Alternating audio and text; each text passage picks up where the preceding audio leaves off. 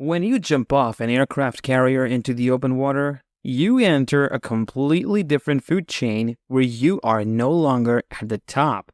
Swimmers are aware of this fact, which is why a gunner is stationed on top of the ship to keep a constant lookout for sharks. However, shooting at a shark in the water is not an effective tactic for neutralizing it, as bullets tend to fragment or stop within a few feet of penetrating the water. Furthermore, sharks are cautious creatures and tend to circle and inspect their prey before attacking. Therefore, having a dedicated lookout is a better idea than shooting at the shark. Swim calls are a great morale-boosting activity for Navy sailors on warships, along with other activities such as steel beach parties and occasional beer.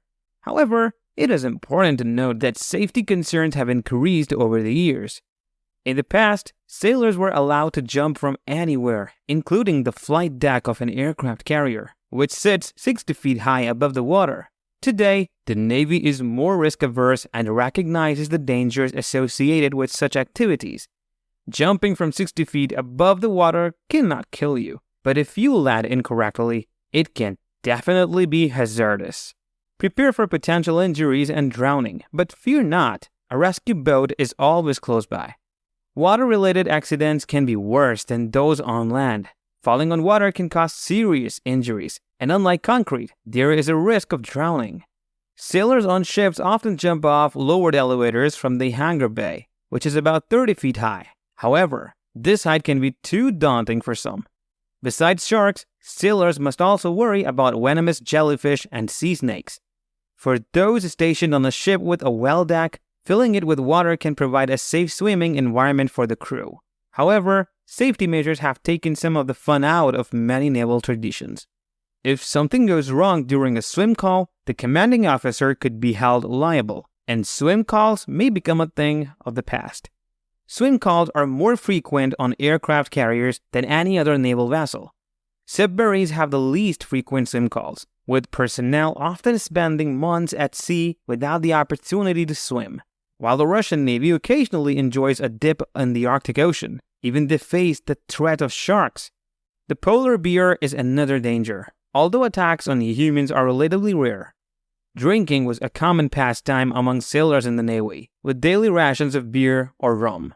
The Royal Navy sailors were given a gallon of beer per day in the 17th century, and later received a tot of rum every day between 11 a.m. and noon.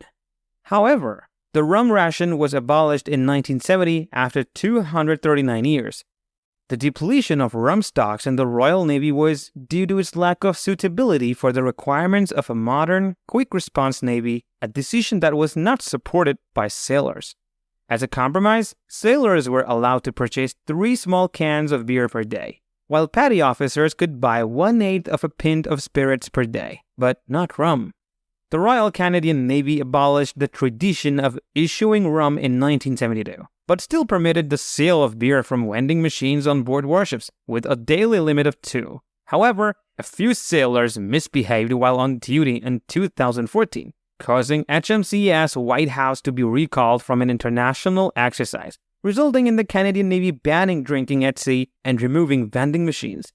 Nevertheless, sailors in the Royal Canadian Navy still have more liberal alcohol policies than their American counterparts.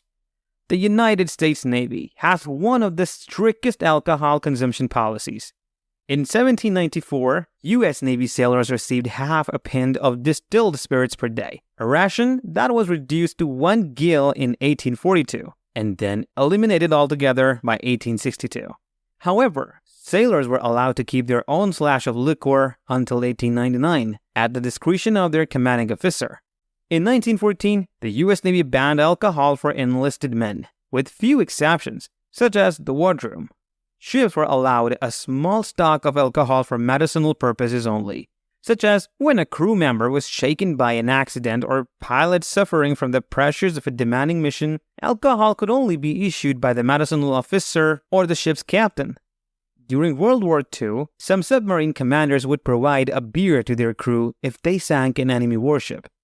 In 1980, the U.S. Navy introduced a 45-day rule, which allowed a beer day for crew members when a ship was at sea for 45 continuous days and had more than 5 days left before reaching port. After the beer day, The crew had to wait another 45 days without a port call until the next beer day. Occasionally, the beer day coincides with the Steel Beach, a giant party on the deck of any US Navy ship or submarine. Steel beach parties have evolved from sunbathing or playing sports on the flight deck of aircraft carriers to include barbecues, kiddie pools, carnival games, and live bands. However, more often than not, steel beach parties and beer days are not held on the same day. Funding for morale-boosting events, such as swim calls, beer days, and steel beach parties comes from taxpayers' dollars, and some people may find these expenses unnecessary. Nevertheless, serving in the Navy requires significant sacrifices from the crew and their families, and morale-boosting events can help to improve their well-being. In 2020, sailors aboard the USS Nimitz started a 27-day quarantine before leaving their home port of Bremerton, and the ship was subsequently deployed during the COVID pandemic. After 294 days at sea, the crew was finally allowed a beach day on the carrier's flight deck, a well-deserved break from their extended deployment. Despite the restrictions on alcohol consumption, there is nothing more American and morale-boosting than shooting guns from a US carrier on the 4th of July.